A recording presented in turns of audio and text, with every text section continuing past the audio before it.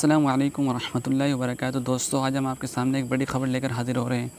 ख़बर अफ़गानिस्तान और तालिबान के बीच जो जंग जारी थी उसके मुताल्लिक़ है। अफ़गानिस्तान में तालिबान ने कंट्रोल के बाद अपने पहले ख़िताब में अमेरिकी सदर जो बाइडन ने कहा है कि वो अमेरिकी फ़ौज के अफ़गानिस्तान से निकाले जाने के फ़ैसले को दुरुस्त समझते हैं और हमारे फ़ौजी ऐसी जंग में लड़ और मर नहीं सकते जिसमें अफ़गानी फ़ौजी खुद लड़ने के लिए तैयार नहीं है। अमेरिकी सदर जो बाइडन ने अमेरिकी फ़ौज के अफ़गानिस्तान से निकाले जाने के फ़ैसले का दिफ़ा किया है और तालिबान ने गैर मुतवक्का तेज़ी से अफ़गानिस्तान पर कब्ज़े के लिए अफ़गान फ़ौज और हुकूमत को ज़िम्मेदार ठहराया है। 60 से ज़्यादा ममालिक ने एक मुश्तरका बयान में तालिबान से मुतालबा किया है कि लोगों को अफ़गानिस्तान से निकालने की इजाज़त दी जाए। काबुल के हवाई अड्डे पर तैनात अमेरिकी फ़ौजियों की फायरिंग से 2 अफ़गान शहरी हलाक हुए हैं, जबकि 3 शहरी अमेरिकी तैयारी से छोड़ने की कोशिश में गिरकर मर गए हैं।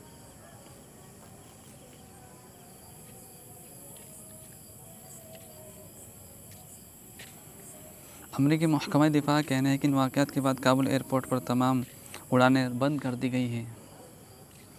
अफ़गान सदर अशरफ अली गनी मुल्क छोड़कर जा चुके हैं और इत्तलाआत के मुताबिक वो करीबी मुल्क में छुपे हुए हैं। अमेरिका का कहना है कि उसने अपने सिफारती अमले की वापसी का ऑपरेशन मुकम्मल कर लिया है।